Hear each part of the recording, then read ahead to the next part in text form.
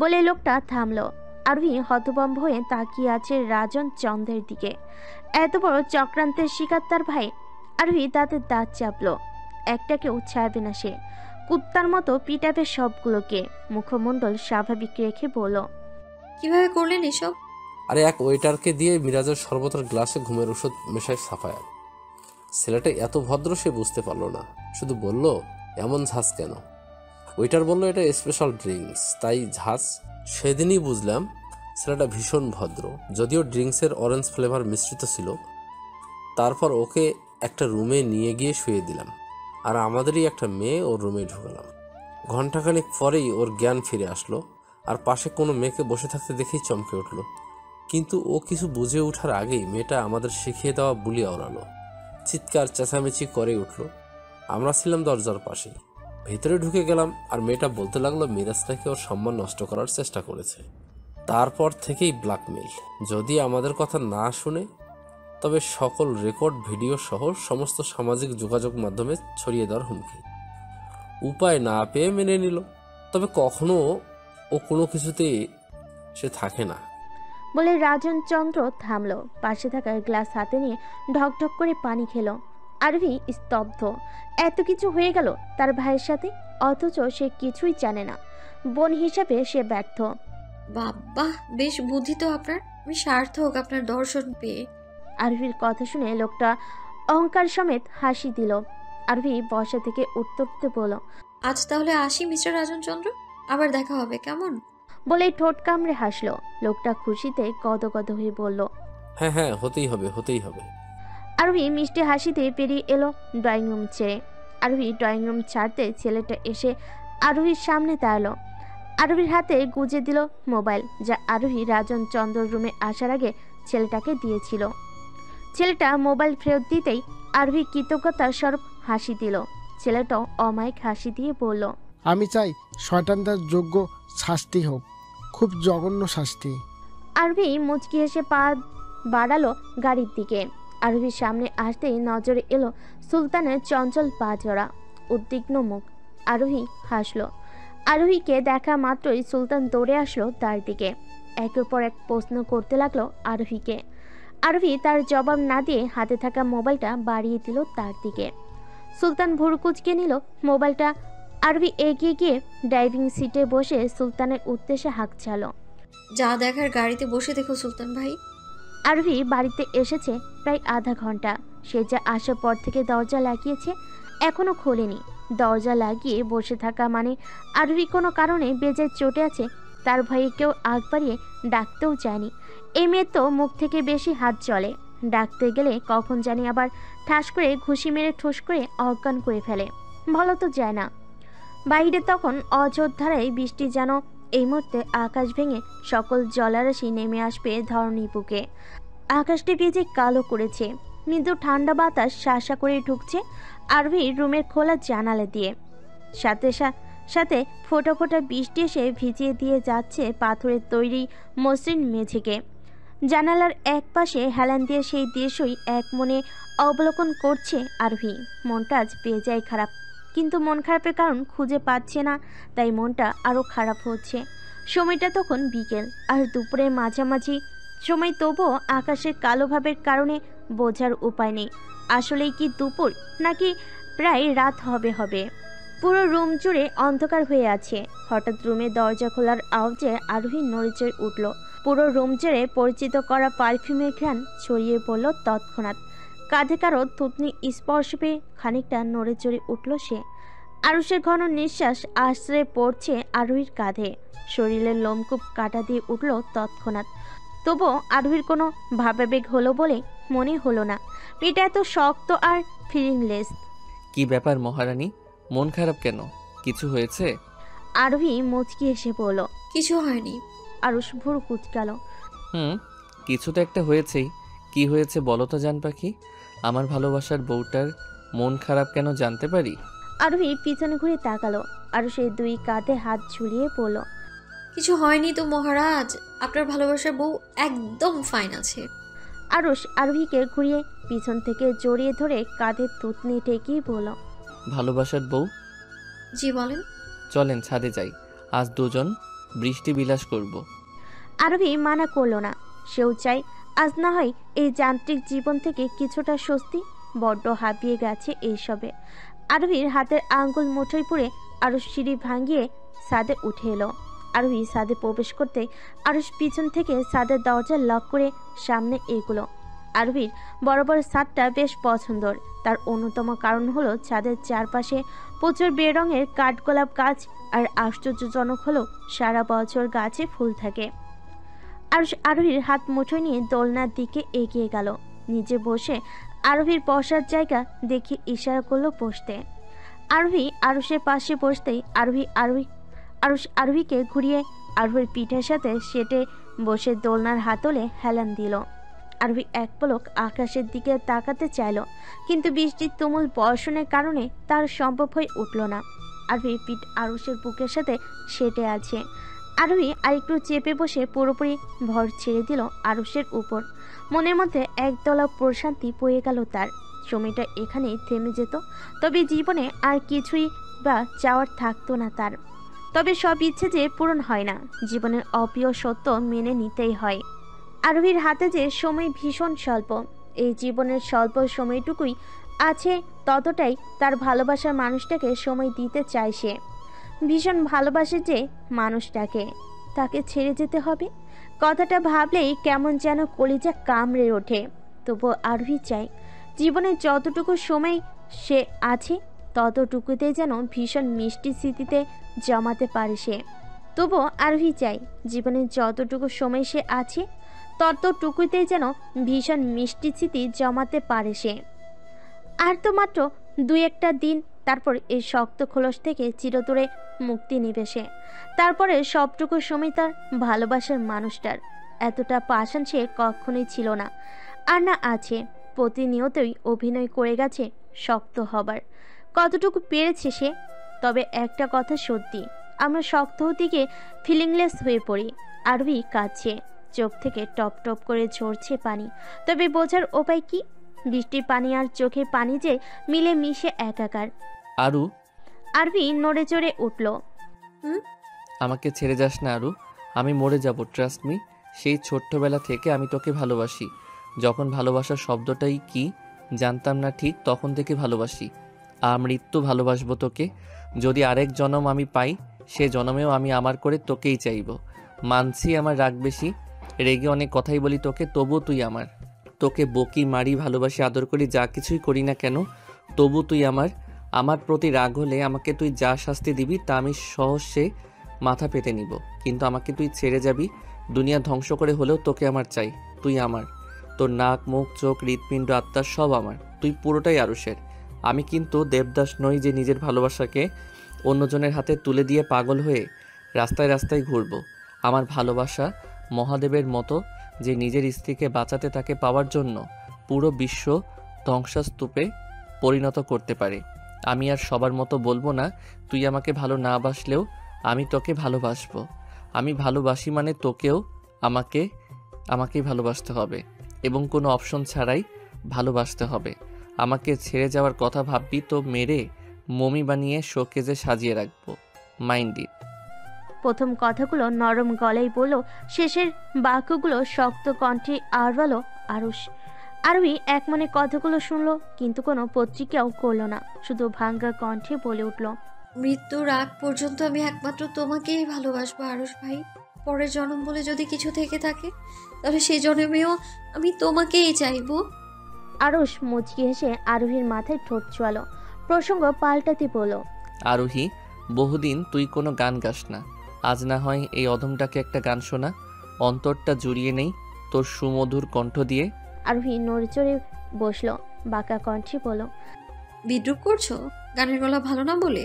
এ মা, না না, কে বললো এই কথা? তোর গানের গলা খারাপ কে বললো? আয়ু মায়ের মতো একজন প্রফেশনাল শিল্পীর মেয়ের কণ্ঠ খারাপ? এটা শোনার আগে আমি কান কেন বন্ধ করলাম না? হায় খোদা। আরোহী ঘাড় বাঁকিয়ে আরুষের দিকে তাকিয়ে বলল, শেষ শেষ হয়েছে তোমার ফাজলামো? আরুষ মিটমিটি হেসে বলল, আচ্ছা সরি, একটা গান গানা। আরোহী চোখ বন্ধ করলো।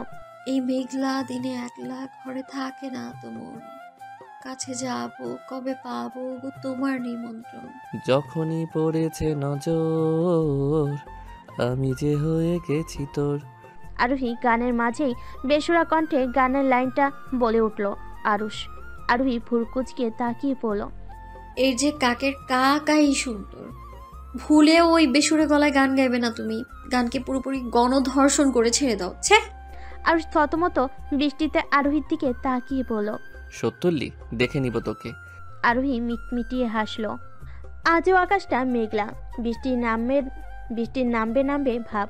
সাদা রঙের শার্ট আর কালো প্যান্ট পরে ড্রেসিং টেবিলের সামনে দাঁড়িয়ে রেডি হচ্ছে আরোহী। বাইরে বের হবে যদিও আজ ইচ্ছে ছিল না, তবু দুটো কাজ ইমার্জেন্সি। মুখে মাস্ক লাগিয়ে এক পলক জানালা দিয়ে বাহিরে তাকালো। বৃষ্টি এখনো নামেনি, তবে যে কোনো সময় নামতে পারে। কোথায় যাওয়া হচ্ছে শুনি? এই মেঘলা দিনে বাইরে বের হচ্ছিস কেন? আরোহী দরজার দিকে তাকালো। কারণ ছাড়া তো তোমার বউ একটা ধুলি কণাও ফেলে না। তা ঠিক, কিন্তু আজকাল অনেক কিছুই ভুলে যাচ্ছিস তুই। সকালে যে বললাম রিপোর্টটা দিতে, বললি এসে দিবি, এখনো বেরিয়ে যাচ্ছিস, কই রিপোর্টটা দে। আরোহী চকিত নজরে তাকালো আরুষের দিকে। শুকনো ডুব গিলে একটা শুষ্ক হাসি দিয়ে পড়ল। কোথায় যে রেখেছি খেয়াল হচ্ছে না। আমি বরং কাজটা শেষ করে আসছি, কেমন? বলেই বাইকের চাবি নিয়ে তাড়াহুড়ো করে বেরিয়ে গেল। আর সেদিকে ভুরু কুচকে তাকালো। আরবি কি কোনো কিছু গোপন করছে? ওকে রিপোর্টটা দেখাতে চাচ্ছে না? প্রশ্নগুলো মনের মাঝে জটলা পাকিয়ে গেল। আরুষ আর কিছু না ভেবে দীর্ঘশ্বাস ছেড়ে ল্যাপটপ নিয়ে বিছানায় বসলো। কার্ডিওলজিস্ট তো একজন ক্রিটিক্যাল পেশেন্ট এসেছে, সেটারই অপারেশন সম্পর্কে কিছু তথ্য বের করবে। আরোহী বসা থেকে বের হয়ে কয়েকবার বড় বড় শ্বাস ফেলল। এক পলক আরুষের বারান্দার দিকে তাকিয়ে মুচকি হাসলো। সেই হাসিতে মিশে আছে এক আকাশসম বিষাদার তিক্ততা। কাল রাতে রাজন চন্দ্রের সাথে রসিয়ে কথা বলে পেট থেকে ভীষণ গুরুত্বপূর্ণ তথ্য বের করেছে সে। আজ রাত 2টোয় সব গোপন মিটিং বসবে। কয়েকদিন পর ভীষণ বড় একটা ডিল সাপ্লাই করবে, সেই বিষয়েই ডিসকাস করবে। সেখানে না চাওয়া সত্ত্বেও মিরাজকে থাকতে হবে। এখন মিরাজ যায় কিনা সেটাই দেখার বিষয়। মিরাজ বাড়ি থেকে বের হলে তার পিছু নেওয়াটা একান্ত জরুরি। কথাগুলো চিন্তা করে আরোহী বাইক স্টার্ট দিল। প্রথম গন্তব্য তার নিজের জন্য, অর্থাৎ ডক্টরের চেম্বার। গাড়ির ধোয়া ছুটিয়ে বের হয়ে গেল মেন গেট দিয়ে। প্রায় 15 মিনিটের ব্যবধানে আরোহী এসে পৌঁছালো তার গন্তব্যে। May I come in, doctor? Doctor বসে বসে পেপার পড়ছিল। পরিচিত কণ্ঠ শুনতে পেয়ে চোখ তুলে তাকালো দরজায়। আরে আরোহী চৌধুরী, যে শরীর কেমন এখন? আরোহী বসতে বসতে বলল, যেমন ছিলাম তেমনই আছি। এই রাস্তা দিয়েই একটা কাজে, মানে একটা জায়গায় যেতাম কাজে, তো ভাবলাম একবার দেখা করেই যাই। বলে আরোহী হাসলো। ডক্টর এক পলক আরোহীর দিকে তাকিয়ে বলল, তোমার হাতে সময় বেশি স্বল্প আরোহী, রিক্সে আছো তুমি।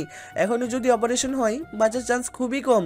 প্রতিটা সেকেন্ডে তোমার জন্য গুরুত্বপূর্ণ আরোহী, বোঝার চেষ্টা করো প্লিজ। আরোহী আবারও হাসলো। ডাক্তারকে আশ্বাস দিয়ে বলল, কিছু হবে না ডক্টর, আর 2 দিন টাইম লাগবে আমার, তারপর অপারেশন করবো ইনশাআল্লাহ। আর হায়াত যদি থাকে অবশ্যই বাঁচবো, তাই বলে নিজের দায়িত্ব হেলাফেলা করবো না। ডাক্তার দীর্ঘশ্বাস ছেড়ে বলল, তুমি যা ভালো বোঝো, কিন্তু একটা কথা বলে রাখি, তোমার কিছু হয়ে গেলে তোমার স্বামী আমাকে এখানেই জ্যান্ত কবর দেবে, সেটা ও 100% শিওর। আরোহী বসা থেকে উঠতে উঠতে বলল, তার কিছুই হবে না। আপনি একটু কষ্ট করে 2 দিন আমার কথাটা নিজের মধ্যে চাপিয়ে রাখেন। আজ আসি তবে। বলে মুচকি হেসে বেরিয়ে এলো কেবিন থেকে। আরোহী যাওয়ার দিকে তাকিয়ে আবারও দীর্ঘশ্বাস ছাড়লো ডক্টর। মেয়েটা কত অদ্ভুত, যেখানে মানুষ কিভাবে বাঁচতে পারে সেটাই পিছনে দৌড়ায়, সেখানে এই মেয়েটার দায়িত্বের খাতিরে নিজেকে মরণের মুখে ঠেলে দিচ্ছে। আরুষ জানতে পারলে কি হবে সেটা ভেবে ডক্টরের হাত পা ঠান্ডা হয়ে যায়। পুনরায় আরোহীর বাইকে এসে থামলো হেড অফিসের সামনে। গেটে থাকা ইউনিফর্ম পরা একজন সৈনিক হাত উঁচিয়ে স্যালুট দিতেই আরোহী মাথা নাড়িয়ে ভেতরে প্রবেশ করলো। সোজা প্রবেশ করলো মিস্টার হাওলাদারি কেবিনে। May I come in sir? Come. Arohi ভেতরে প্রবেশ করে স্যালুট করলো। লোকটা মুচকি হেসে আরোহীর দিকে তাকিয়ে বলল, বসো আরোহী, কি খবর তোমার? কাজ কেমন এগুলো? কালকে আপনাকে মেইল করেছিলাম, আশা করি দেখেছেন। আমার কিছু অস্ত্রের প্রয়োজন ছিল। আজ রাতেই হয়তো কিছু করতে পারবো, কিন্তু সিকিউরিটি দিতে পারছি না কতটুকু সফল হব। আরোহীর কথা শুনে লোকটা চমৎকার হাসলো। আরোহীকে ঠিক এই কারণেই তার ভালো লাগে। মেয়েটার মাঝে দায়িত্ব জ্ঞান অনেক, তোষামতি নেই কোনো প্রকার। যা বলবে চোখে চোখ রেখেই বলবে, চোখ দিয়ে আশ্বাস দিয়ে বলল, আমি জানি তুমি পারবে, আমার বিশ্বাস আছে। কি অস্ত্র লাগবে? নিয়ে নাও। আরোহী উঠে দাঁড়ালো, যাবার আগে স্যারের দিকে তাকিয়ে বলল, দোয়া রাখবেন। বলে পিছনে ফিরে চলে আসতে নিলেই হঠাৎ করে মাথার চক্কতি উঠল। কোনোভাবে নিজেকে সামলে পুনরায় যেতে উদ্যত হলে পিছন থেকে মিস্টার হাওলাদার বলে উঠল, Arohi, are you okay? Yes sir. বলে বেরিয়ে গেল। বাইরে বের হতেই একজন অফিসার সাথে দেখা হতে সে অস্ত্রের জায়গায় নিয়ে গেল তাকে। বেশ অনেক দেশি বিদেশি অস্ত্রের সমাহার কক্ষটায়। আরবি ঘুরে ঘুরে দেখতে লাগলো। হাতে একটা রিভলভার আর একটা সুচালো ধারালো ছুরি নিয়েই বের হয়ে গেল রুম থেকে। আরবির সাথে আসা অফিসাররা ভুরকুচকে আরবির পিছনে পিছনে গিয়ে বলল, ম্যাম, এই দুটোতে হবে। আরবি পিছনে ফিরে মুচকি হাসলো। ফাইটিং করতে হলে সহস্র অস্ত্র নয়, বুদ্ধির প্রয়োজন, আর দরকার অভিজ্ঞতার। অফিসার বুঝলো কি বুঝলো না, মাথা নাড়িয়ে সায় জানালো। আরবি অস্ত্র দুটো কোমরে গুজে বেরিয়ে গেল অফিস থেকে। সাথে থাকা অফিসার আরবির যাওয়ার দিকে তাকিয়ে পড়ল। আচ্ছা, শক্ত মেয়ে মানুষ দেখা যায়, কথা বললেও মুখ দিয়ে আগুন ঝরে। আরবি বের হয়ে সোজা খানভিলায় চলে এলো। সবকিছু গোছগাছ করতে হবে।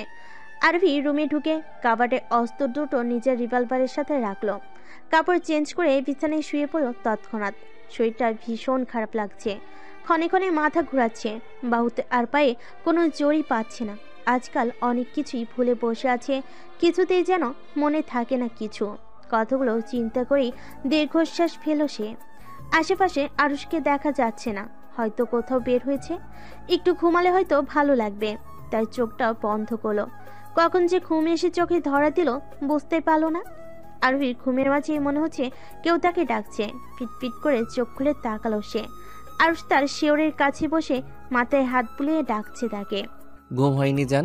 অনেক রাত হয়েছে, খাবে না? আরবি আড়মোড়া ভেঙে উঠে বসলো। দেয়াল ঘড়ির দিকে তাকিয়ে দেখে রাত প্রায় 9টা। চোখ দুটে অটোমেটিক বড় হয়ে গেল। হাই খোদা, এতক্ষণ ঘুমালো সে। আরবি চট জলদি উঠে দাঁড়ালো। ওয়াশরুমে যেতে যেতে বলল, তুমি খাবার নিয়ে এসো, আমি ফ্রেশ হয়ে আসছি। বলে ওয়াশরুমে চলে গেল। ওয়াশরুম থেকে বের হয়ে দেখে আরুষ তার জন্য খাবার নিয়ে বসে আছে। আরোহী মুচকি হেসে পাশে গিয়ে বসলো। আরুষ বুড়কুচকে আরোহীর দিকে তাকিয়ে বলল, হাত গুটিয়ে বসে আছিস কেন? খা। খাইয়ে দাও। মামার বাড়ির আবদার নাকি? আরোহী মুচকি হেসে পাশ ঘেঁষে পড়ল। শ্বশুরবাড়ির আবদার, যদিও এটা আমার মামার বাড়ি, অ্যান্ড ইউভা মাই মামাতো জামাই। আরুষ দীর্ঘশ্বাস ছেড়ে বলল, বুঝলাম, হা কর। বলে আরোহীকে খাইয়ে দিতে লাগলো। আর আরোহী এক মনে আরুষের দিকে তাকিয়ে রইল। কে জানে আজকের পর আর কখনো এভাবে এত কাছ থেকে দেখা হয় কিনা। মন তো বলছে এই জন্মে শেষ দেখা আরোহীর আর আরুষের। পরের জন্ম বলে যদি কিছু থেকে থাকে তবে হয়তো সেই জন্মে আবারও দেখা হবে, আবারও ভালোবাসাবাসি হবে একে অপরকে। আকাশে মেঘেদের আনাগোনা সময়ের তালে তালে যেন বেড়েই চলেছে। কালো, ভীষণ কালো করেছে আকাশ। চারপাশে ভীষণভাবে নিস্তব্ধতা। থাকবে বাই না কেন গভীর রজনী যে। এই সময় তো সবাই গভীর ঘুমে আচ্ছন্ন থাকে। জানালার পাশ ঘেঁষে সেই কালো আকাশের দিকে এক মনে তাকিয়ে আছে আরোহী। আজ যে সেই কালো আকাশের মতোই তার মনটাও বড্ড ভার, শরীরটাও জুৎসই না। হঠাৎ মাথা চক্কতি ওঠে, মাথায় ভীষণ যন্ত্রণা হচ্ছে। মনে হচ্ছে মাথাটায় আঘাত দিয়ে দুভাগ করে ফেললে বোধহয় আরাম পাওয়া যাবে।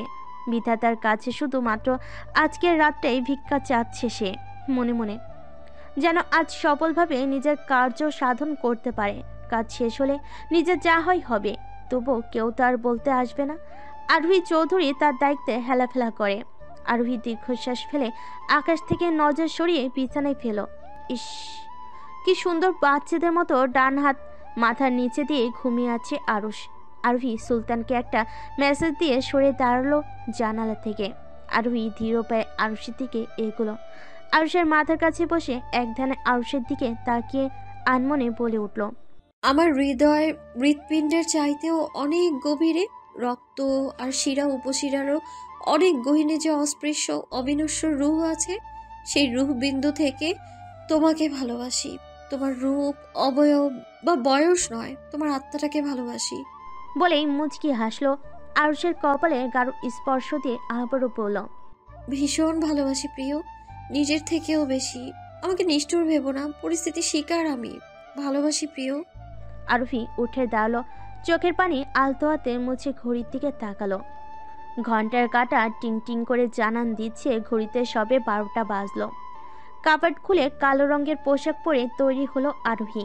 দুটো রিভলভার আর দুটো নাইফ কোমরে গুজে এক পলক আরুষের দিকে তাকিয়ে দেখল। আরুষ গভীর ঘুমে আচ্ছন্ন। আরোহী হাসলো। বাকিস ঘুমের ওষুধটা পানির সাথে মিশিয়ে খাইয়েছিল, নয়তো এখন নিশ্চয়ই এত শব্দে উঠে বসে থাকতো। আরোহী দীর্ঘশ্বাস ফেলে আরুষের কপালে আরেকটা চুমু দিয়ে নিঃশব্দে দরজার কাছে এসে দাঁড়ালো। মিনিট দুয়েক পরেই দরজার বাইরে পা চলার খসখস শব্দ পেতেই আরোহী ঠোঁট এলিয়ে হাসলো। তার সেকেন্ড 5 পরেই আরোহী বেরিয়ে গেল রুম থেকে। আরোহী রুম থেকে বের হতেই বাইর হয়ে গাড়ির আওয়াজ শোনা গেল। আরোহী বুঝতে পারল মিরাজ চলে গেছে। আরোহী দ্রুত নেমে বাইক নিয়ে বেরিয়ে গেল সেই গাড়িটির পিছনে পিছনে। মিরাজের গাড়ি ছুটে চলেছে অবিরাম।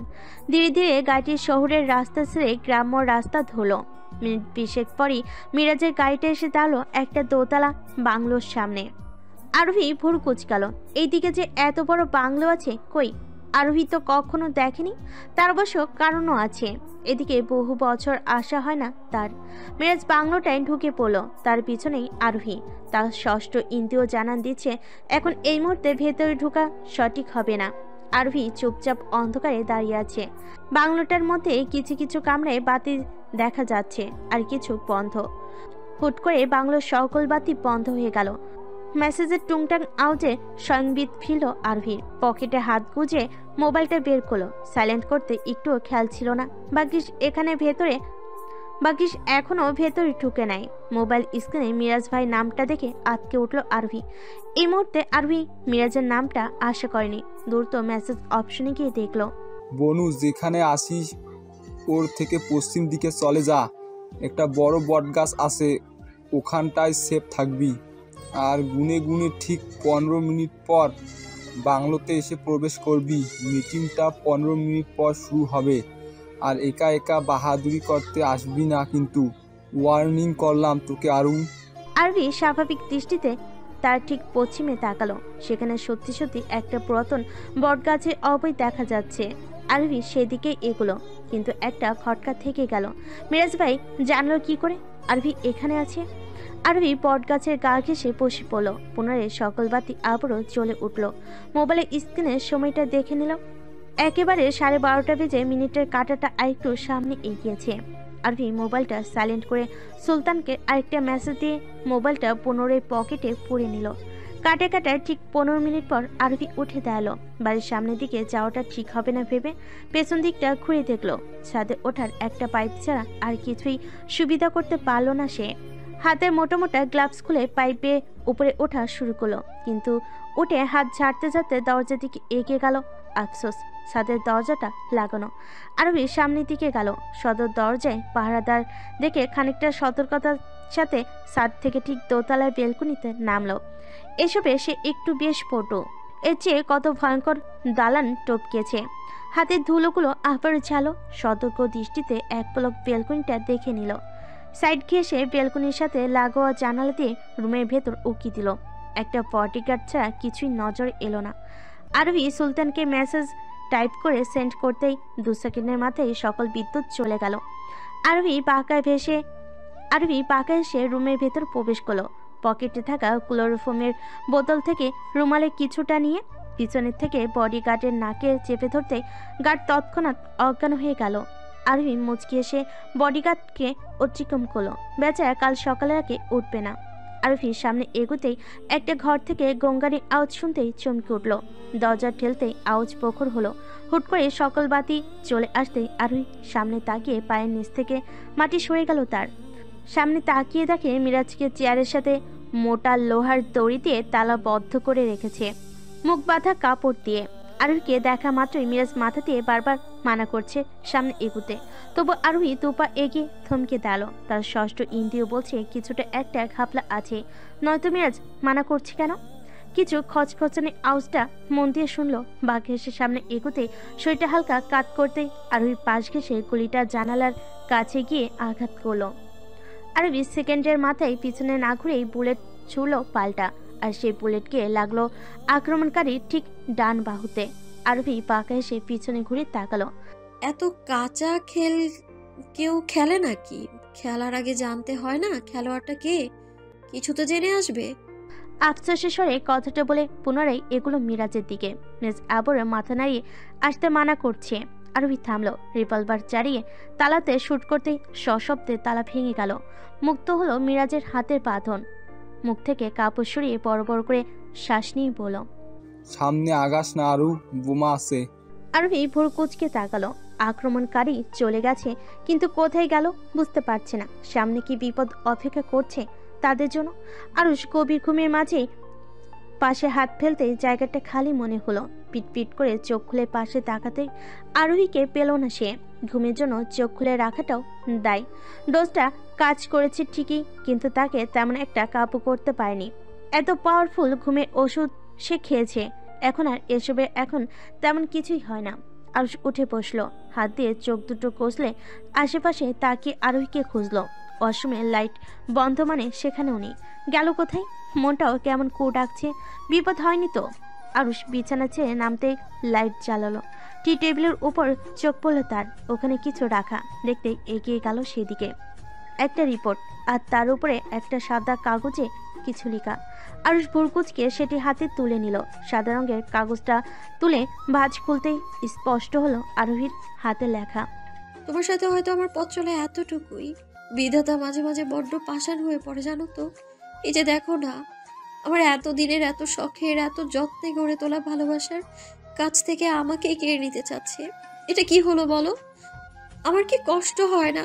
এই যে দেখো না, আমার বুকের বাঁ পাশটা কেমন অসহ্যকর ব্যথা হচ্ছে, কেমন যেন দম বন্ধ লাগছে আমার। বড্ড অসহায় লাগছে আজ নিজেকে। আমার তো স্বপ্ন ছিল অনেক, প্রতিদিন তোমার বুকে মাথা রেখে দিনের সূচনা করব। আমার ইচ্ছে ছিল তোমার কোলে মাথা রেখে রূপকথার গল্প শুনবো। কি বলবো তুমি শুনবে, আমি যেটা বলবো। তোমাকে বলতে হবে না, আমিই বলবো। কই সেই স্বপ্ন তোর স্বপ্নই রয়ে গেল। তোমার সাথে আমার অনেকটা পথ চলা বাকি ছিল আরুষ ভাই, কিন্তু নিষ্ঠুর বিধাতা তো আর তাও হতে দিল না। তবু কোনো আফসোস নেই, জানো তো? না আছে কোনো অভিযোগ। আমি হয়তো তোমার জন্য কল্যাণকর ছিলাম না, তাই হয়তো বিধাতা আমাকেই সরিয়ে ফেললো। তুমি একদম মন খারাপ করবে না কিন্তু। আমি তো সব সময় তোমার পাশেই থাকবো। তুমি প্রতিদিন সময় করে একটু বারান্দায় এসো, আমি ওই আকাশ থেকে তোমার এক পলক দেখবো, চোখের তৃষ্ণা মেটাবো। তোমাকে শুধু এই জন্মে কেন, শত জন্মেও মন প্রাণ দিয়ে ভালোবাসলেও আমার মনোপুত হবে না। তবুও ভালোবাসবো আমি তোমায়, ভালোবাসতাম তোমায়, ভালোবাসি আমি তোমায়। আমি মিথ্যেবাদী ভেবো না আরুষ ভাই। তুমি রিপোর্ট দেখতে চেয়েছিলে, আমি তা দেইনি। আমি চাইনি তুমি রিপোর্টটা আমার সামনে দেখো, তাই আজ যাওয়ার আগে তোমাকে দিয়ে গেলাম। আমি জানি না আজ স্পট থেকে বেঁচে ফিরতে পারবো কিনা। বেঁচে ফিরলেও যে আমার বাঁচার চান্স নেই, তাই তোমার থেকে শেষ বিদায়টা নিয়ে গেলাম। ভালো থেকো ভালোবাসা, তোমার একমাত্র বউ আরোহী চৌধুরী। আরুষ কাপা কাপা হাতে রিপোর্টটা বের করলো। আরুষের হাত কাঁপছে, মাথাটা কেমন ভার ভার লাগছে, চারপাশ অন্ধকার হয়ে আসছে। বুকের বাঁ পাশটা কেমন শূন্য শূন্য লাগছে আজ। এত বড় সত্যি আরোহী লুকালো? তার আরোহী এতদিন এত কষ্ট সহ্য করেছে, ভাবতে কেমন দম বন্ধ লাগছে তার। কি হবে তবে আরোহী? সত্যি কি সে নিখুঁত ভালোবাসা থেকে বিদায় নেবে? আমার মনে হচ্ছে ওরা আশেপাশেই কোথাও আছে, সাবধান। আরোহীর কথা শুনে মিরাজ খানিকটা সময় ভাবলো। দ্রুত পায়ে এগুলো আরোহীর সামনে। আরোহী তীক্ষ্ণ দৃষ্টিতে আশেপাশে তাকিয়ে রুম থেকে বেরিয়ে গেল। আশ্চর্যজনক হলো, এখন পর্যন্ত মিস্টার তালুকদার আর রাজন চন্দ্রের দেখা পায়নি সে। আরোহী রুম থেকে বের হয়ে সামনের ডান দিক বরাবর এগুলো লম্বা বারান্দার রেলিং ঘেঁষে হেঁটে চলেছে সে আর মিরাজ। পিছনে পদশব্দে ভারী মনে হলো তার। আরোহী হাঁটতে হাঁটতে কান খাড়া করে রাখলো। হুট করে কোত্থেকে একটা ধারালো ছুরি পাশ ঘেঁষে গেল আরোহীর বাম বাহুর। আচমকা হওয়ায় আরোহী হকচুকি উঠল। সামান্য আঁচ লেগেছে। মিরাজ পাশে থাকে ব্যাপারটা বুঝতে তার বেশি দেরি হয়েছে। মিরাজ চমকে উঠে আরভির হাত চেপে ধরল। ইস, কতখানি কেটে গেছে। সামান্য। আর ওই সামনে আগাস না বোন, ওরা ভয়ানক, ভীষণ ভয়ানক, তোকে মেরে ফেলবে, তুই যাস না, চল তোকে বাড়ি পৌঁছে দেই। আরভি বাহু চেপে ধরেই হাসল। 80% কাজ তো শেষই, বাকি 20% না শেষ করতে পারলে মরলেও যে আফসোস থেকে যাবে। তবু বেশি রিক্স। আরভি জিভ দিয়ে ঠোঁট ভিজিয়ে বলল। এত চিন্তা করো না, একটু পানি নিয়ে আসো। মিরাজ দীর্ঘশ্বাস ফেলে চলে গেল পানি আনতে। আরভি ভালো করে জানে মিরাজের কোনো ক্ষতি তারা করবে না। আরভি হেঁটে নিচের বিশাল হলরুমে প্রবেশ করলো। বিশাল বড় হলরুমের মাঝ দিয়ে আবার দোতলা ওঠার সিঁড়ি, আলিশান প্রাসাদের মতো। আরভির প্রবেশ করার সাথে সাথেই হলরুমের ঠিক 3টা দরজা আপনা আপনি বন্ধ হয়ে গেল। সাথে বন্ধ হলো হলরুমের বাতি। কিন্তু আরভি একটুও চমকালো না, যেন এটা হওয়ারই ছিল। না হলেই বরঞ্চ আরভি অবাক হতো। আরভি বাঁকা এসে সামনে এগুলো, সিঁড়ির উপর পা তুলে আপাতত বসলো। যা হবে তা দেখাই যাবে। মিনিট 2 পরেই দরজাগুলো খুলে গেল, সাথে সকল বাতিও জ্বলে উঠল। আরোহী স্বাভাবিক দৃষ্টিতে তাকালো মেন দরজার দিকে। একে একে প্রায় 30 থেকে 40 জন বডিগার্ড সমেত হলরুমে ঢুকলো মিস্টার তালুকদার আর রাজন চন্দ্র। আরোহী পাকে এসে গলা উঁচিয়ে লম্বা সালাম দিল। আসসালামু আলাইকুম ওয়া রাহমাতুল্লাহি ওয়া বারাকাতু, মিস্টার তালুকদার। আর আদাব রাজন চন্দ্র। আরোহীর নির্ভীক কণ্ঠ শুনতে পেয়ে বুড়ো কুচকালো মিস্টার তালুকদার খানিকটা এগিয়ে এসে পড়ল। তাহলে এখানে চলে এসেছো? আমার ছেলেকে তো মেরে গুম করে রেখেছো, আবার কি চাও? আরোহী বাঁকা হেসে বাম হাত দিয়ে ঘাড় চুলকাতে চুলকাতে বলল। কথাটা যে পুরোপুরি ঠিক না মিস্টার তালুকদার, আপনার ছেলেকে মেরে গুম করিনি। কিছুটা থেমে মুখভঙ্গি স্বাভাবিক করে বলল। গুম করে মেরেছি। মিস্টার তালুকদার বেজায় চটে গেল, রাগে ফুপাতে ফুপাতে বলল। খুন করে এসে আবার বড় বড় লেকচার ছাড়ছ? তোমাকে তো আমি 14 শিকের ভাত খাইয়ে ছাড়বো। আরোহী বেশ শব্দ করে হাসলো। এই জন্মে বোধহয় আপনার এই আশাটা পূরণ হবে না তালুকদার সাহেব। এই আরোহী চৌধুরীর নামে কোনো কেসই থানায় উঠবে না। আমার নামে ডায়েরি করতে গেলে বেচারা পুলিশদের চাকরি নিয়ে টানা হেঁচড়া শুরু হবে। কে চায় বলুন অযথা ঝামেলা করতে? আরোহীর কথা শুনে তালুকদার শব্দ করে হাসলো। তোমাকে যে পুলিশের ভয় দেখিয়ে বিন্দুমাত্র লাভ হবে না সেটা আমি জানি। তোমার কি মনে হয় আরোহী চৌধুরী এখন এখান থেকে তুমি বেঁচে ফিরতে পারবে? রাজন চন্দ্র যে তোমাকে এই ঠিকানাটা দিয়েছে সেটাও আমাদের প্ল্যান অনুযায়ী। তুমি নিজেকে খুব চালাক মনে করো, তাই না? বলে তালুকদার শব্দ করে হাসতে লাগলো। আরোহী পুরো কোচকে জিজ্ঞেস করলো। প্ল্যান?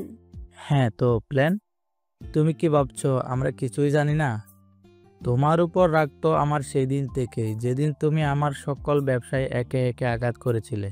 প্রথমে ড্রাগ পাচার আর আমদানি জাল, ওষুধ তৈরি, এগুলাতে সিল মারা। তারপর আক্রমণ করলে মাদক আমদানিতে। আবার নারী পাচারের পিছনে লেগেছ। এমনি এমনি ছেড়ে দেব নাকি তোমাকে?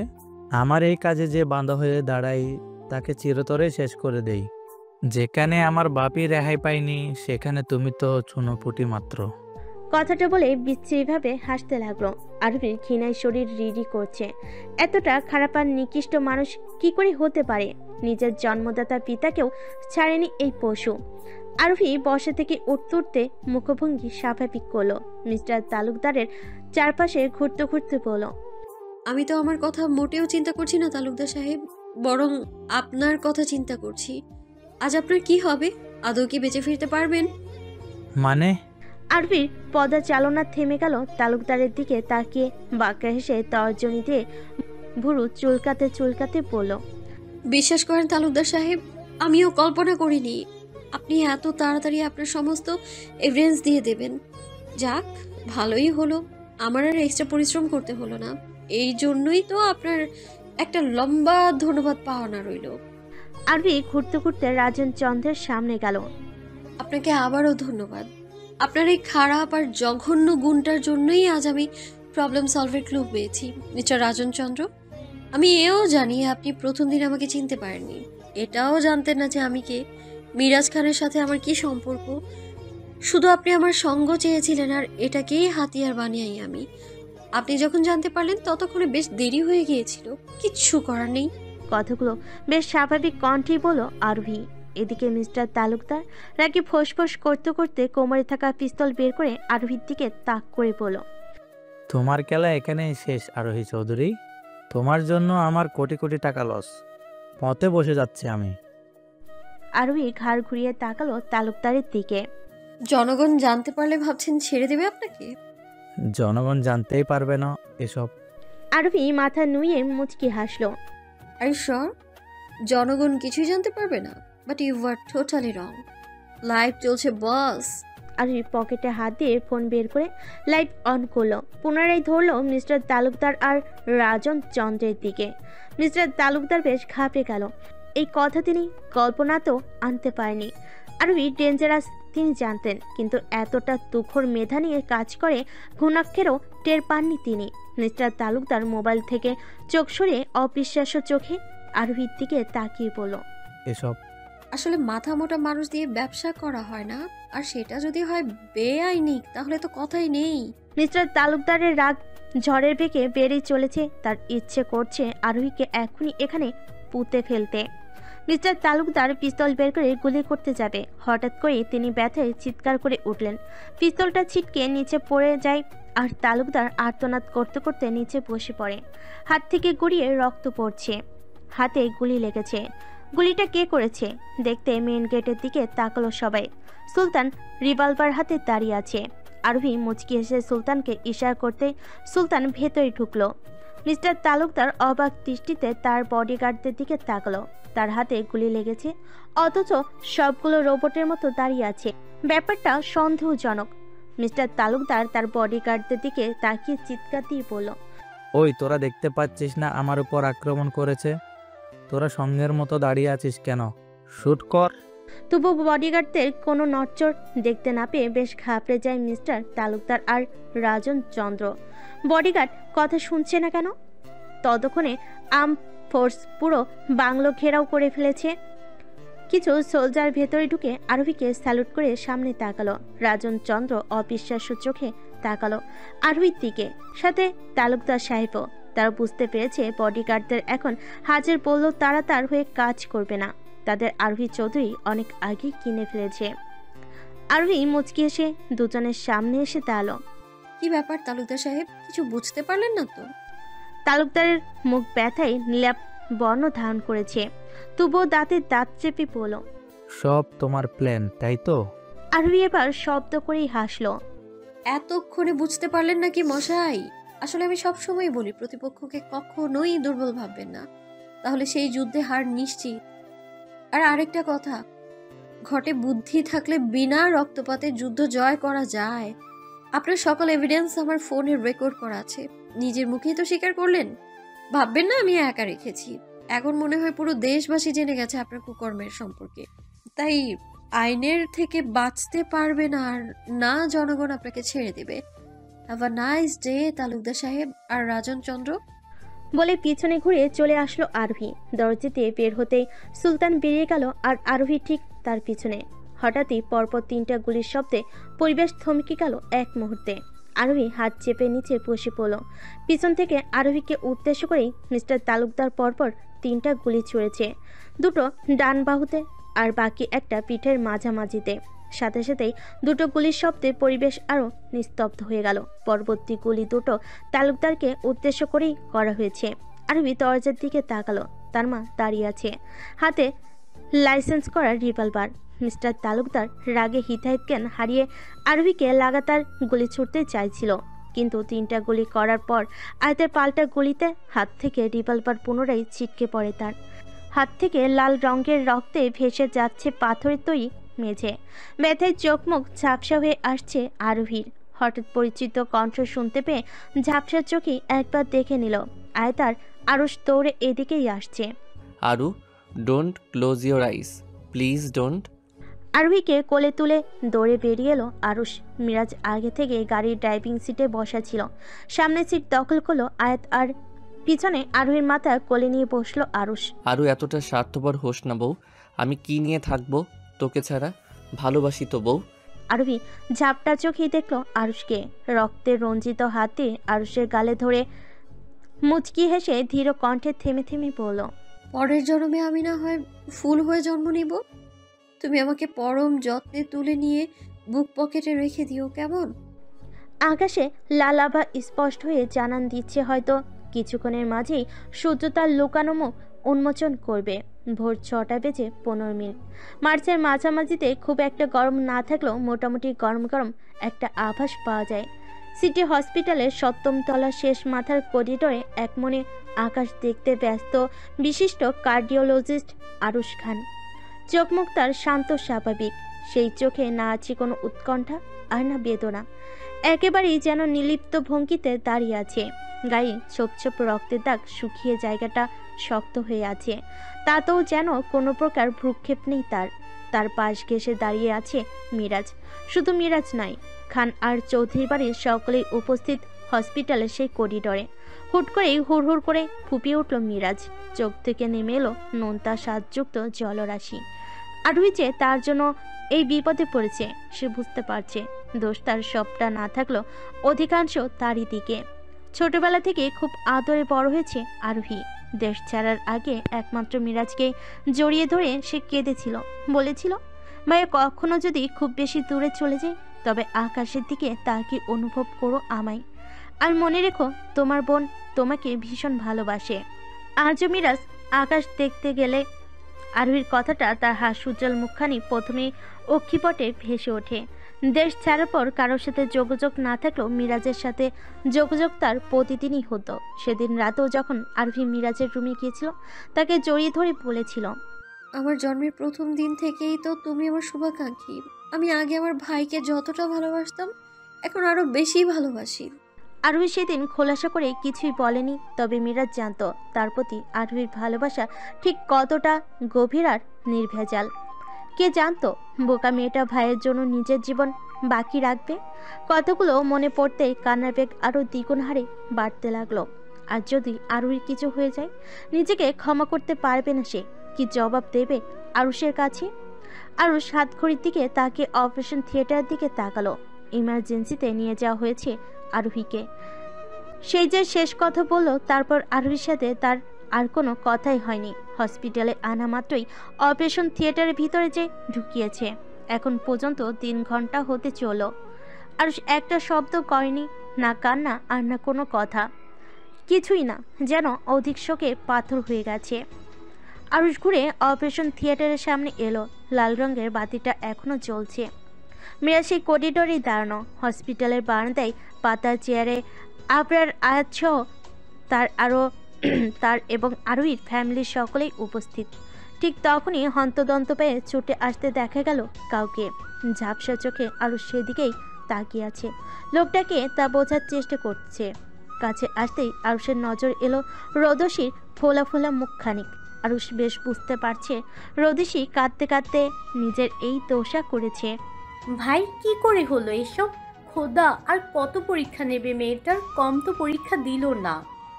আরুষ শান্ত দৃষ্টিতে রোদসীর দিকে তাকালো।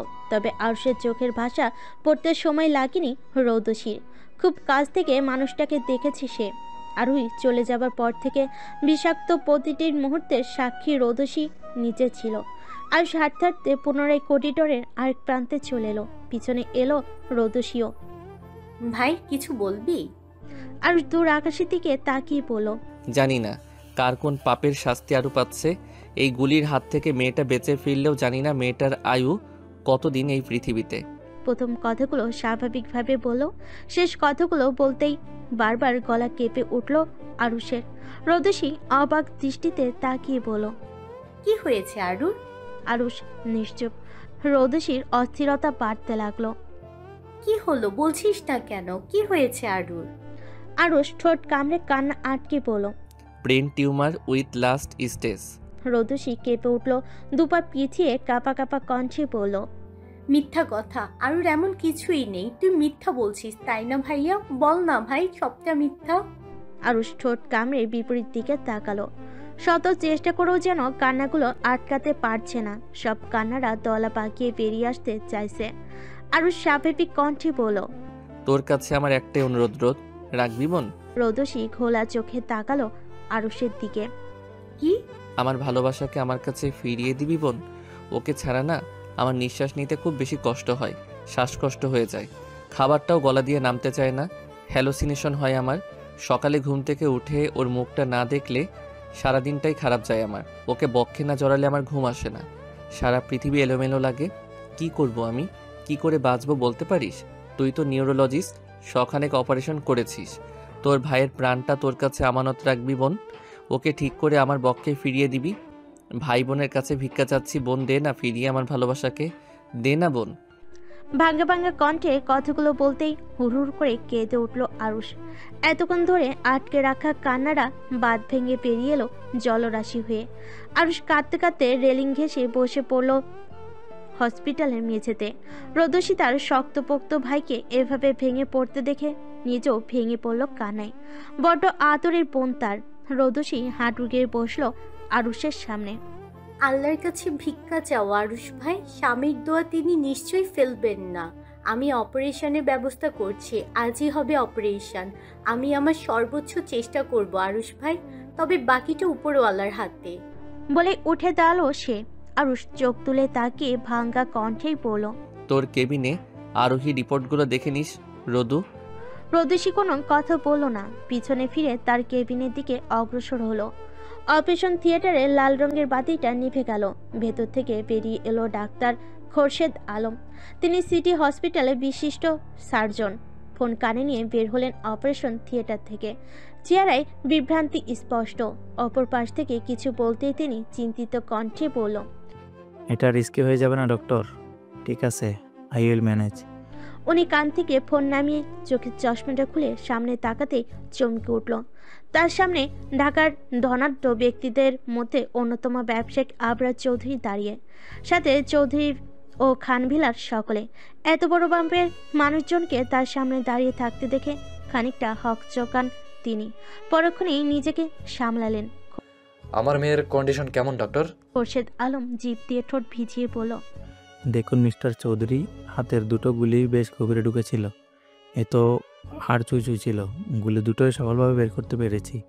তবে ভাগ্য ভালো ছিল উনি বুলেট প্রুফ জ্যাকেট পরেছিলেন, তাই পিঠের মাঝে কোনো প্রকার ক্ষতি হয়নি। যদিও গুলিটা তাকে মেরে ফেলার জন্য ছোড়া হয়েছিল। But good luck, she is out of danger. But ঘণ্টাখানেক পর পুনরায় অপারেশনের জন্য নিয়ে যাওয়া হবে মিসেস খানকে। ডক্টর রোদসী খান নিজ হাতে তার অপারেশন করবেন। আয়াত অবাক দৃষ্টিতে তাকিয়ে বলল, কিসের অপারেশন? ডক্টর খোরশেদ আলম আয়াতের প্রশ্ন শুনে ভরকালেন। ব্রেন টিউমার, ওনার তো লাস্ট স্টেজ চলছে। যত দেরি হবে ওনার ডেঞ্জারাস জোন তত বৃদ্ধি পাবে। ডক্টর রোদসী খান ইমিডিয়েটলি অপারেশনের জন্য ব্যবস্থা করেছেন। ধন্যবাদ, আসছি। বলে ডক্টর চলে গেল। অথচ বাড়ির প্রতিটি সদস্য মূর্তি নাই স্থির হয়ে আছে। ডাক্তার কি বলে গেল তা মাথায় ক্যাচ করতে বেশ সময় লেগে গেল। মাথায় একটা কথাই ঘুরছে, আরোহী লাস্ট স্টেজে আছে। রোদ, তুই সব কিছু জানতি তাই না? কিন্তু আমাদের বলিসনি। কিন্তু কেন? আরুর ব্যাপারে কি আমাদের জানার অধিকার নেই? কতগুলো দিন, কতগুলো মাস মেয়েটাকে একা একা লড়াই করেছে, অথচ আমার কাছে থেকেও কিছু করতে পারিনি নয়, জানতামই না। নিজের কেবিনে অ্যাপ্রন পরা অবস্থায় এক নাগারে কতগুলো কর্ণগোচর হলো রৌদসীর। পাশ ফিরে দরজার দিকে তাকিয়ে দেখলো আয়াত দাঁড়িয়ে। দীর্ঘশ্বাস ফেলল মেয়েটা। সে তো নিজেই জানলো এখন তাদের জানাবে কেমন করে। টেবিল থেকে স্টেথোস্কোপটা গলায় ঝুলিয়ে আয়াতের দিকে এগিয়ে গেল রৌদসী। নিজের হাতের মুঠোয় আয়াতের হাত নিয়ে ধীর কণ্ঠে বলল, আমি তো জানলাম কিছুক্ষণ হলো, তোমাদের জানে কি করে মামিমা? ইনফ্যাক্ট আরুষ ভাই পর্যন্ত জানতো না, সেও জানলো রাতেই। কি করব বলো? তোমার মেয়েটা এমন যে নিজের অসুস্থতাটাও কাউকে বলে না। তার কাছে তার দায়িত্ব আগে, বাকি সব চুলোই যাক। কি করব কিছুই বুঝতে পারছি না মামিমা।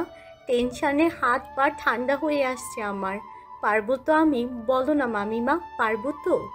প্রথম কথাগুলো স্বাভাবিকভাবে বলল, শেষ কথাগুলো কাতর কণ্ঠেই বলল রৌদসী। এমন নয় যে সে কখনো এমন ক্রিটিক্যাল অপারেশন করেনি।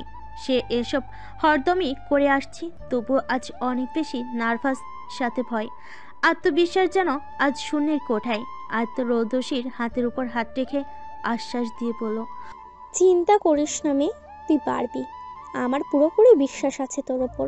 আমার মেয়ে তো এত সহজে হেলে পড়ে না। তুই একটু চেষ্টা কর, ওপরওয়ালা সব ঠিক করে দেবেন।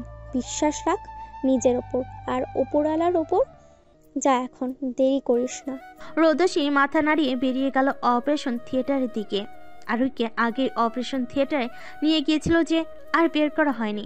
রোদসী থিয়েটারের ভিতরে প্রবেশ করতে করতে আশেপাশে তাকিয়ে আরুষকে খুঁজলো, কিন্তু আশেপাশে আরুষ নেই। তবে সম্পূর্ণ হসপিটাল নিরাপত্তা বাহিনী দ্বারা পূর্ণ।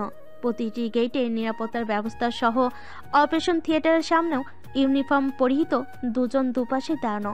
রোদসী আর ভাবল না, যত দ্রুত অপারেশন শুরু করবে ততই মঙ্গল।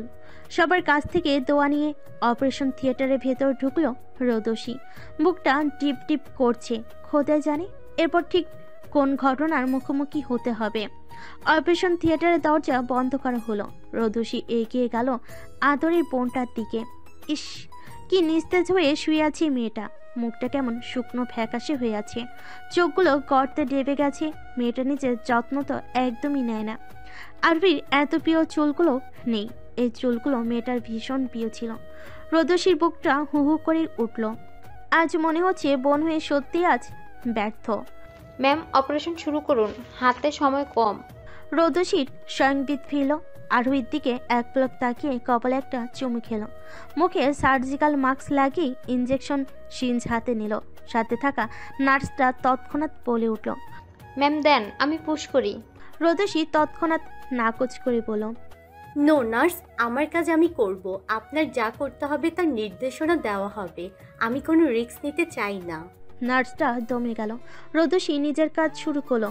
এদিকে দরজার বাইরে সকলের টেনশনে সবার হাত পা ঠান্ডা হয়ে আসছে।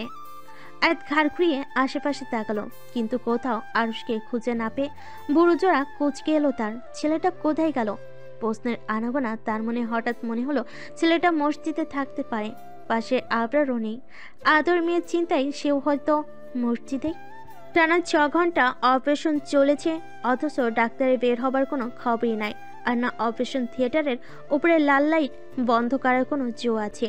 কিছুক্ষণ পরপর নার্স বের হচ্ছে, এটা সেটা নিয়ে আবার চলে যাচ্ছে। সবার মনে একটাই চিন্তা, কেমন আছি আরু? সব কিছু সারভাইভ করতে পারবে তো? অপারেশন থিয়েটারে লাল বাতি বন্ধ হলো। ঠিক সেই মুহূর্তে অপারেশন থিয়েটার থেকে মুখের মাস্ক খুলতে খুলতে বের হলো রোদসী। মুখে তার স্বল্প হাসি। রোদসীকে বের হতেই পরিবারের সকলে ওকে জেগে ধরল। আরুহি কেমন আছে? সবার মুখে একটাই কথা। রোদসী হাসলো, আয়তের হাত ধরে বলল, মামিমা, আমি তোমার বিশ্বাস রক্ষা করতে পেরেছি। মামিমা, আমি পেরেছি। বলতে বলতে চোখ থেকে 2 ফোঁটা অশ্রু গড়িয়ে পড়ল মেঝেতে। আজ মনে হচ্ছে ডাক্তার হওয়াটাই সার্থক। একটা মানুষের জীবন বাঁচানোর মধ্যে যে কি আনন্দ, তা শুধু একজন ডাক্তারই অনুভব করতে পারে। আয়াত রোদসীর কপালে একটা চুমু দিয়ে বলল, আমি জানতাম আমার মামুনি পারবে। যা ফ্রেশ হয়ে আস। আর রুহিকে কখন কেবিনে দেওয়া হবে? এখন আপাতত অবজারভেশনে রাখা হবে, তারপর কেবিনে দেওয়া হবে। She is out of danger. আয়াত স্বস্তির নিঃশ্বাস ফেলে পেতে রাখা চেয়ারে বসলো। যদি উপর দিয়ে শক্ত থাকুক না কেন, মাতো। তার দুপাশে বসলো মীরা আর রাইসা। সবার বুকের উপর থেকে যেন কয়েক হাজার কেজির ভার নেমে গেল। মিরাজ আরোহীর অবস্থা শুনে বাইরে চলে গেল। হয়তো সেও তার ভাইয়ের কাছে গেল, সাথে আরাফও গেল। মাহির দূরে দাঁড়িয়ে আছে। আয়াত মাহিরের দিকে তাকালো। ভাইয়া, এইদিকে এসো। মাহির ভোর কুচকে এগিয়ে এলো। তুমি বরং আমার 2 ভাবিকে নিয়ে বাড়িতে যাও, আমি এখানে আছি। বাকিরা আসলে তাদেরও পাঠিয়ে দিব। মাহির আর কথা বাড়ালো না। মীরা আর রাইসাকে নিয়ে বাড়ির উদ্দেশ্যে রওনা দিল। তার কিছুক্ষণ পরেই হন্তদন্ত হয়ে হসপিটালে প্রবেশ করলো আরুষ, আবরার, মিরাজ আর সুলতান। আয়াত সুলতানের দিকে তাকালো। ছেলেটার চোখ মুখ ফুলে লাল হয়ে আছে। অত্যাধিক কান্নার ফলে তার এই অবস্থা। আয়াত স্বল্প হাসলো। তার এই রোবট মেয়ে মানুষের পাছে বেশ পটু। আয়ু, মা আমার আরু। আরুষের ভাঙ্গা কণ্ঠে আয়াত শান্ত দৃষ্টিতে তাকালো তার দিকে। কাঁদতে কাঁদতে কণ্ঠে কি অবস্থা করেছে। Out of danger. আরুষ ধীর পায়ে অবজারভেশন রাখা কেবিনের দিকে এগিয়ে গেল। কাছের দরজায় হাত রেখে ভেতরে তাকালো। মুখে অক্সিজেন মাস্ক লাগানো আর মাথার চারপাশে ব্যান্ডেজ করা মেয়েটার। নেভি ব্লু রঙের হসপিটালের কাপড় পরা মেয়েটাকে অদ্ভুত সুন্দর লাগছে তার কাছে। ওই যে বলে না, আমরা যাদের ভালোবাসি তাদের খারাপ গুণ কিংবা খারাপ দিকগুলোই আমাদের অনেক বেশি ভালো লাগে। আর এসে বসলো চেয়ারে। ভেতরে ভেতরে অনেক বেশি ক্লান্ত সে। এক একে সবে ফ্রেশ হতে গেল, কিন্তু আরুষ হসপিটাল ছেড়ে এক বিন্দু সরল না। 24 ঘন্টা আরুহিকে অবজারভেশনে রাখার পর 1 ঘন্টা হতে চলল কেবিনে শিফট করা হয়েছে। জ্ঞান ফিরল মাত্রই।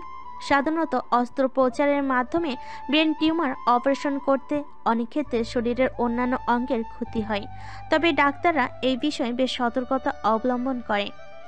একে একে সকলে আরোহীর সাথে দেখা করে যাচ্ছে, কিন্তু আরোহী তাকিয়ে আছে দরজার দিকে কাঙ্ক্ষিত মুখটা দেখার জন্য। কিন্তু সে কই? সকলের সাক্ষাৎ শেষে যখন দেখলো সেই কাঙ্ক্ষিত মানুষটা দেখানি, মনটা বিষাদে ছেয়ে গেল। 2 হাতে দুটো ক্যানেলা করা, স্যালাইন চলছে, মুখে অক্সিজেন মাস্ক পরা।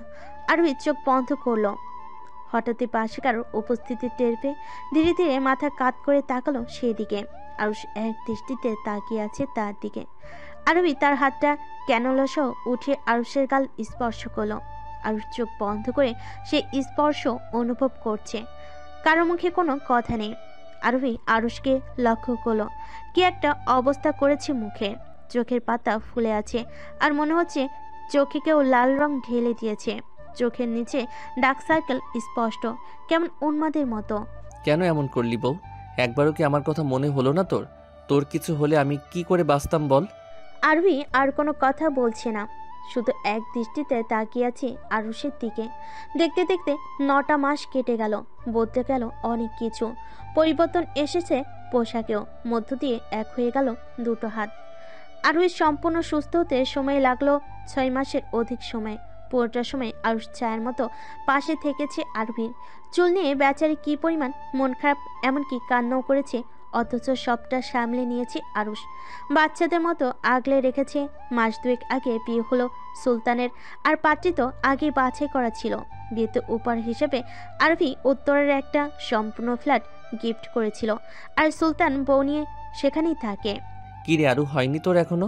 এখনই সবাই বেরিয়ে পড়বে, আমিও চলে যাব তোকে রেখে একদম দরজা তালা মেরে। পরে দেখব ভাইয়ের বিয়ে খাস কি করে। কথাগুলো বলতে বলতে রুমের ভেতরে ঢুকলো আরুষ। রুমের ভেতরে ঢুকে তৎক্ষণাৎ দাঁড়িয়ে গেল দরজার কাছে। ধীরে ধীরে ডান হাতটা চলে গেল বুকের বাঁ পাশে। কয়েকটা হার্টবিট মনে হয় মিস হলেও হতে পারে। ইস, কি সুন্দর তার বউ।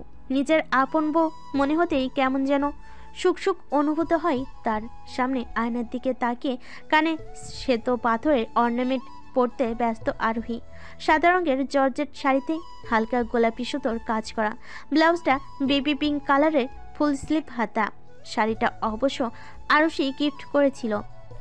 ঘাড়ব্দি সিল্কি চুলে, মাথায় ছোট একটা শ্বেত পাথরের টিকলি, কেমন যেন পুতুল পুতুল লাগছে। কালো কানে দুল পড়তে পড়তে আয়না দিয়ে নজর গেল আরুষের দিকে। আরুষ এক ধ্যানে তাকিয়ে আছে তার দিকে। আরোহী ভোর কুচকে তাকালো।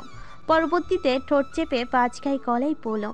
দেখতে পাচ্ছ না দুলটা পরতে পারছি না, ওখানে সঙ্গের মতো দাঁড়িয়ে না থেকে দুলটা পরিয়ে দাও। আর চমকে তাকালো আরোহীর দিকে। কথাটা তো সুন্দর করে আদর করে লজ্জা লজ্জা মুখ করেই তো বলে যেত, তা না কেমন দাজ্জাল মহিলার মতো কথা বলে। আরুষ ঠোঁট ফুলিয়ে এগিয়ে গেল সেদিকে। আরবির হাত থেকে কানের দুলটা নিয়ে পড়াতে পড়াতে বলল, আমার রোমান্টিক মুডের 24টা বাজানোর জন্য তোর একটা কথাই যথেষ্ট। তুই দেখতে তো মাশাল্লাহ, কিন্তু মুখের কথা এমন নাউজুবিল্লাহ মার্কা কেন? আরুহি ঠোঁট কামড়ে হাসলো। আরুষকে এক লোক দেখে নিল।